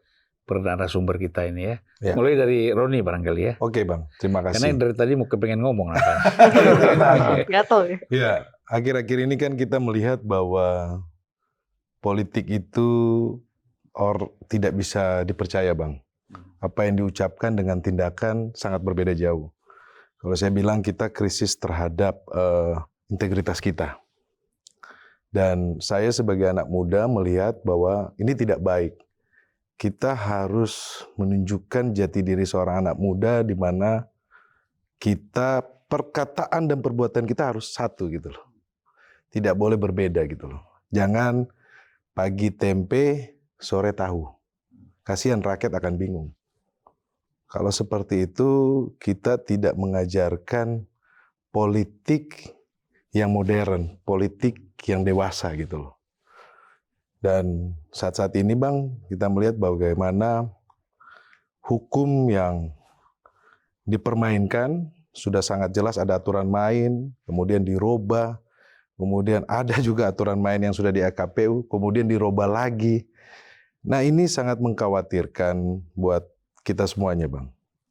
Apalagi kita lihat bagaimana sekarang terkait dengan kebebasan berpendapat ini sangat-sangat dibatasi.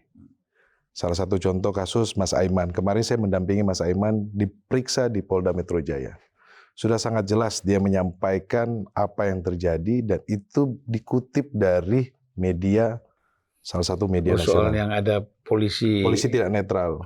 Dan ini kan bukan hanya Aiman saja yang bicara. Semua budayawan sudah bicara, akademisi, kemudian sudah ada teman-teman dari BEM UI. Masyarakat luas sudah berbicara seperti itu. Kalau terakhir Tempo. Dan kemarin juga saya dapat kabar Mas Butet tidak boleh berbicara soal politik di dalam acaranya beliau. Ini kan sangat mengkhawatirkan kita, Bang. Kalau saya bilang ini lebih parah daripada Orde Baru, Bang. Ini juga buat anak-anak muda supaya kita lihat sejarah bagaimana di zaman Orde Baru itu kita mengalami ketakutan. Walaupun saya memang tidak ada di zaman 98, 96, 99. Tetapi saya sebagai anak muda, saya belajar tentang sejarah itu. Karena apa? Buat saya penting. Karena sejarah bangsa ini jangan sampai kita lupakan. Kalau Bung Karno bilang jas merah, jangan sekali-sekali melupakan sejarah. Jadi hal-hal seperti ini yang menjadi kekhawatiran buat kita. Dan kita lihat bahwa ini yang harus diperbaiki, Bang. Menjadi catatan kita, ini PR yang harus kita jadi catatan. Dan yang ketiga, Bang, saya sebagai praktisi hukum melihat bahwa ini merupakan jalan pengabdian saya ketika saya maju di DPR RI. Menjadi seorang pengacara, saya bantu satu kasus butuh waktu 1 tahun, 2 tahun. Kadang-kadang capek hati, Bang. Berhadapan sama oknum-oknum aparat yang mempermainkan atau menggunakan hukum untuk menekan orang-orang kecil, orang-orang yang tidak mampu. Jadi saya berpikir bahwa, oke, saya harus masuk dalam sistem. Kalau ini saya diizinkan oleh Tuhan dan diberikan kesempatan oleh teman-teman yang ada di Dapil DKI 2, masyarakat di Dapil DKI 2, fokus saya adalah bagaimana kita ke depannya adalah memperhatikan, mengreformasi hukum. Kalau Pak Mahfud sampaikan begini, kalau hukum bisa terselesaikan, maka setengah dari masalah bangsa ini bisa selesai, Bang. Karena apa? Hukum ini berkaitan dengan ekonomi, hukum berkaitan dengan kesehatan, hukum berkaitan dengan pendidikan. Kalau orang hormat terhadap hukum, dia tidak akan melakukan korupsi. Dia tidak akan mengambil hak-hak orang kecil. Kalau sekarang kita lihat bagaimana stunting begitu banyak. Kenapa ada hak-hak orang kecil itu mereka tidak bisa mendapatkan haknya mereka sehingga mereka terkena stunting. Itu masalahnya apa, Bang? Karena tindakan koruptif. Karena apa? Itu sengaja dibiarkan supaya apa? Itu dinikmati oleh kalangan tertentu. Hak-hak orang kecil itu diambil. Karena apa? Makanya ke depannya hukum itu harus menjadi prioritas. Karena ini hukum berkaitan dengan segala aspek. Bicara soal pendidikan, kalau di Pak Ganjar, Pak Mahfud sudah jelas. Kita sampai umur 12 tahun, kita bebas biaya sekolah. Bang, fakta hari ini adalah 60% Gen Z itu tidak lulus SMP. Ini fakta loh yang terjadi loh. Dan kita lihat bagaimana kita bicara soal ekonomi, Bang. Karena saya punya aplikasi hukum, klinik hukum Roni Talapesi, di dapil saya sebar, teman-teman bisa konsultasi hukum kayak Halodoc, Bang. Apa yang saya dapati, Bang? Masalah ekonomi ini terjadi kesenjangan di bawah. Akibatnya mereka terjebak dengan namanya pinjol, Bang. Saya ngobrol sama teman-teman, masyarakat yang ada di Jakarta Pusat, Jakarta Selatan, mereka sampaikan, kita ini hanya untuk bagaimana bisa survive. Jadi menutup, buat hari-hari, kebutuhan hari-hari, gali lubang, tutup lubang, Bang. Dan itulah yang terjadi. Dan kembali lagi, ini semua ada kaitannya dengan hukum. Kalau hukum benar-benar dihormati, kalau hukum benar-benar menjadi panglima dalam kehidupan berbangsa bernegara kita, para eksekutif, para legislatif, para yudikatif, mereka benar-benar menghormati hukum, maka menurut saya bangsa ini akan lebih baik ke depannya. Ya. Terima kasih. Faktor hukum ini kan yang paling penting kan itu teladan. Betul. Ya, teladan. Orang yang memang menjadi figur di dalam masyarakat atau satu bangsa dan negara, ini harus menjadi teladan. Kalau dia sudah menjadi teladan, pasti yang bawah itu akan mengikuti. Betul, Bang. Oleh karena itu, jangan memberikan contoh sesuatu yang orang melihat ini menyimpang dari hukum. Kan gitu. Jadi contohnya, Bang, di dalam program visi misi Pak Ganjar Mahfud, salah satu programnya ada pemberantasan korupsi. Dalam jangka pendek adalah kita mempersiapkan SDM terbaik yang punya integritas supaya duduk di dalam jabatan-jabatan strategis, contohnya KPK. Jangka panjangnya adalah kita merevisi undang-undang KPK. Kita melihat mana yang bolong-bolong ini harus diperbaiki gitu. Juga soal undang-undang ITE, sekarang kita lihat marak sekali orang dapat dikriminalisasi menggunakan undang-undang ITE. Ini merupakan juga salah satu program prioritas kita. Kalau bicara soal HAM, program prioritas kita adalah bagaimana juga pun undang-undang KKR, undang-undang rekonsiliasi ini bisa diketok. Supaya apa? Pelanggaran HAM masa lalu ini harus kita selesaikan. Kita tidak boleh meninggalkan sejarah masa lalu yang kelam buat anak muda ke depannya. Itulah saya sebagai pribadi yakin bahwa kepemimpinan ke depannya itu adanya di Pak Ganjar dan Pak Mahfud. Itu ya. Sekalian kampanye nggak apa-apa lah. Memang forumnya itu boleh juga untuk kampanye. Saya ke JB dulu nih. Ya. Nah, gimana lah? Mungkin kalau misalnya tadi udah bicara banyak soal pendidikan, karena aku rasa memang untuk meningkatkan kualitas hidup dan juga concern tentang kesejahteraan masyarakat itu masuknya harus lewat pendidikan gitu. Jadi aku juga banyak mendampingi juga mungkin sama kayak Bang Roni juga mendampingi orang-orang beberapa. Misalnya kita udah berhasil mendapatkan beasiswa untuk anak-anak, tapi sayangnya selalu stucknya itu di pola pikir orang tuanya. Yang mereka ingin anaknya itu melanjutkan kerja-kerja orang tua padahal anak-anaknya memiliki impian-impian lain gitu. Makanya dari situ aku masuk di program Kalau misalnya percaya harusnya itu dari awal memang anak-anak itu sudah mendapat sekolah yang cukup bagus, sekolah unggulan. Misalnya di Jakarta Utara sendiri itu TK atau PAUD baru ada 78. Jadi mereka kalau misalnya mau masuk ke TK atau PAUD itu harus bayar.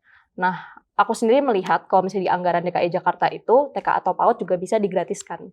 Jadi nggak cuma SMP, juga bukan cuma SD, SMP, SMA, tapi TK atau PAUD juga. Dan juga mungkin kalau misalnya teman-teman belum tahu di program Pak Prabowo dan Mas Gibran itu ada juga program sekolah unggulan. Dari tadi kan kita ngomonginnya mungkin karena aku DPRD DKI Jakarta agak Jakarta sentris ya.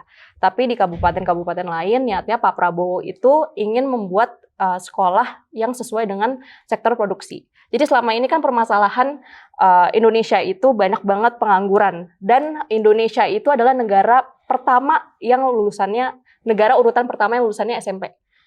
Masih banyak banget pengangguran dari SMA, SMK juga. Sekarang kan PR-nya gimana kita nemuin link and match-nya itu. Nah, akhirnya Pak Prabowo dan Mas Gibran membuat program sekolah unggulan ini.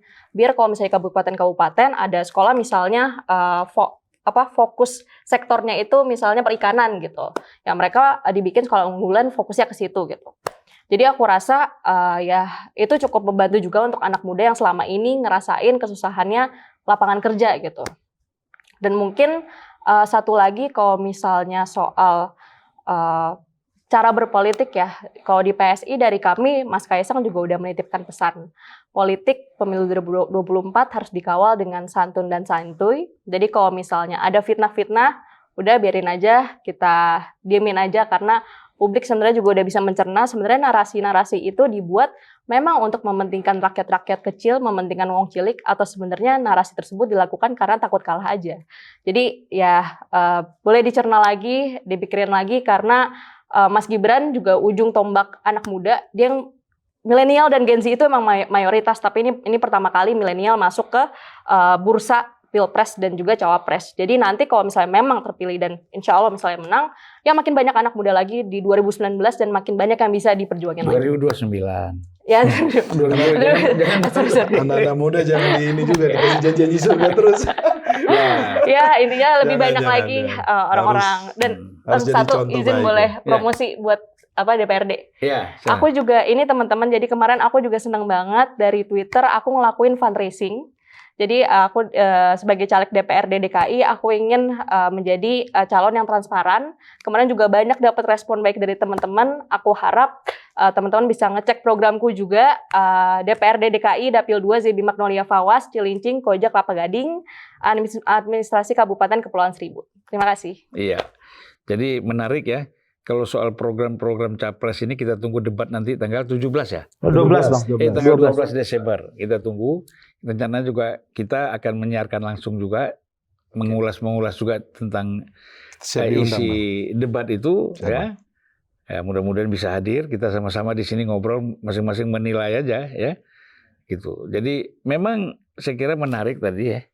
Apa yang disampaikan, memang problem kita itu sebenarnya tadi hukum, keadilan dan pendidikan, kesehatan termasuk ekonomi, dan semuanya mulainya harus dari hukum, ya, Bang. Hukum kesenjangannya kan luar biasa ya. Kita memang ya ada peningkatan, tapi kesenjangan masih sangat banyak.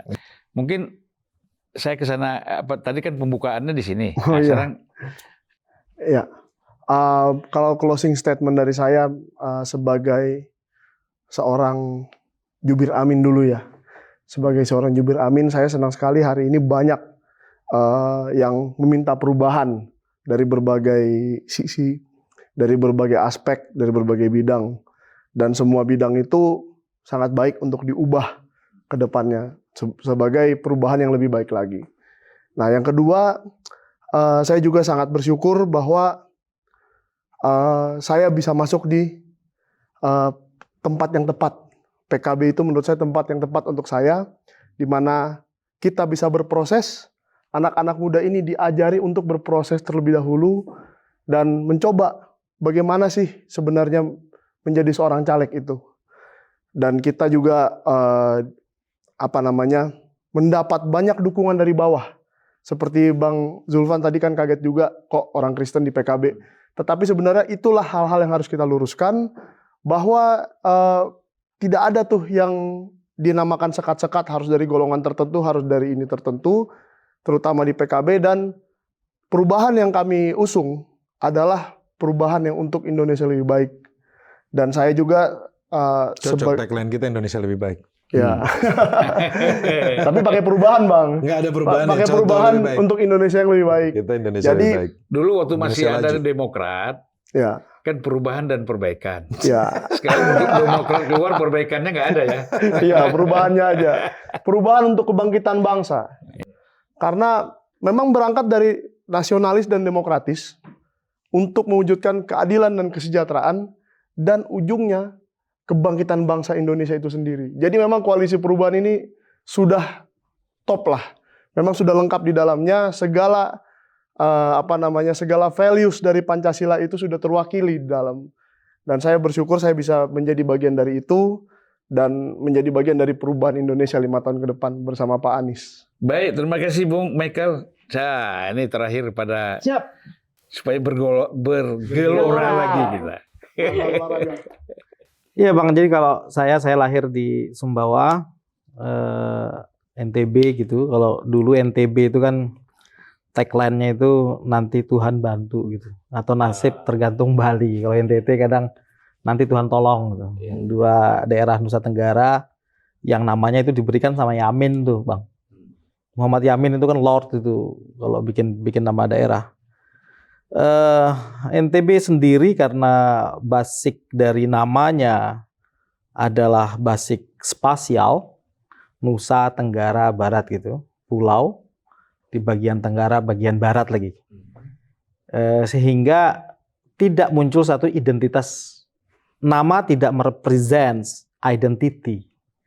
Beda kalau semisal Jawa mungkin ya. Saya orang Jawa, tinggal di Jawa Barat, I work for Jawa adalah saya bekerja untuk diri saya. Kalau di sana kan semisal NTB itu ada 3 suku besar, Sasak sepenuhnya tinggal di Pulau Lombok, kemudian di Pulau Sumbawanya ada 2 suku besar, suku Samawa, Sumbawa, dan Bima itu suku Mbojo, Bima.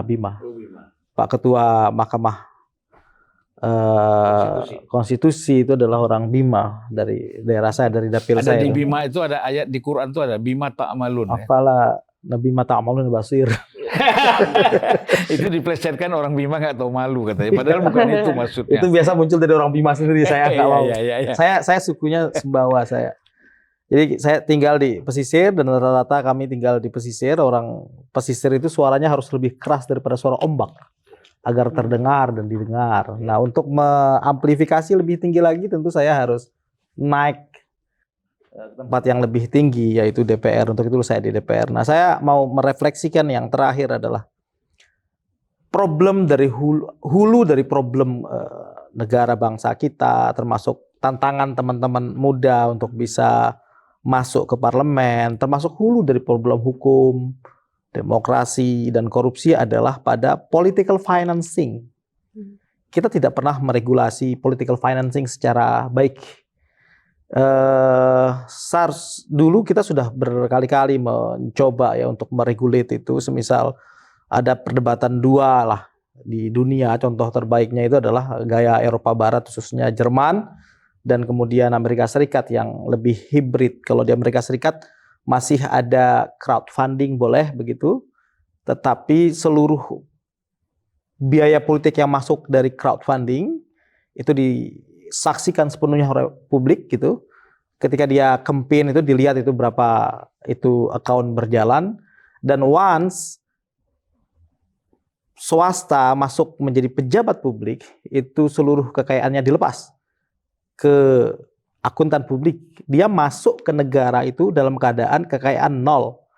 Itulah dasar kenapa harus ada LHKPN. Kalau kita LHKPN ada, tetapi pejabat tetap boleh berbisnis, anggota DPR tetap boleh berbisnis. Itu yang kemudian kadang anggota DPR terjebak. Dia seharusnya tidak terlibat di dalam sebuah kasus, tetapi karena perusahaannya masuk menjadi vendor, dihubung-hubungkan lah. Itu yang membuat mereka tidak merdeka. Kalau gaya Eropa Barat, khususnya Jerman misal, tugas partai politik hanya melakukan pendidikan politik, kaderisasi, kemudian di tiap pemilu, dia menghadirkan kader-kader terbaik untuk diadu di dalam panggung yang adil. All politics is public, so the political budgeting coming from public budget itu fatsunnya. Politik itu adalah publik, urusan publik. Maka seluruh pembiayaan politik harusnya datang dari public budget, dari BUMN tuh kalau di Eropa Barat. Sehingga partai itu hanya tidak boleh semisal Mas Roni, Mas Michael gitu, Feby, keluar uang pribadi 1 rupiah pun nggak boleh. Sehingga tidak ada beda antara caleg kaya dengan caleg miskin tentang jumlah baliho. Ada banyak jumlah baliho. Yang menyiapkan seluruh atribut adalah negara. Di-cut itu, dikunci, nggak boleh you keluar uang pribadi, nggak ada beda. Iya, sehingga kaya tidak ada money politik. Sehingga tidak ada money politik. Tidak ada balas jasa. Yang paling banyak baliho siapa ini? Belum tahu. Survei sih nomor 1 PDIP. Sehingga Bang, Yang paling banyak baliho kalau Besi. Survei PDIP. Besi. sehingga Iya, partai disurvei. politik pun Tapi di dapil 2 DKI yang paling banyak baliho temannya dia. Masinton. ketika negara terbeli melalui pembiayaan politik, maka yang pertama kali harus dia pikirkan adalah balas budinya, kawan sejawatnya, dan lain-lain. Nah, di Jerman semisal, itulah kenapa kemudian saya partai di Jerman itu melalang buana sampai tempat kita, Stiftung itu kan dalam rangka membangun basis argumentasi terhadap perdebatan-perdebatan yang hari-hari dialami oleh partainya. Itu menyebar saya partainya luar biasa itu. Nah, jika gaya itu yang kita pakai Bang, maka partai politik pun akan malu menghadirkan caleg yang tidak punya isi otak. Karena pemilu adalah kontestasi ide, brain surgery, ajang operasi otak, bukan isi kantong. Isi kantong dipastikan negara yang tempel. Sehingga kalau ada caleg yang sekedar karena popularitas, Sekarang isi kantong aja nggak cukup. isi kantong aja nggak cukup. Isi tas. Harus isi tas, betul, kecil.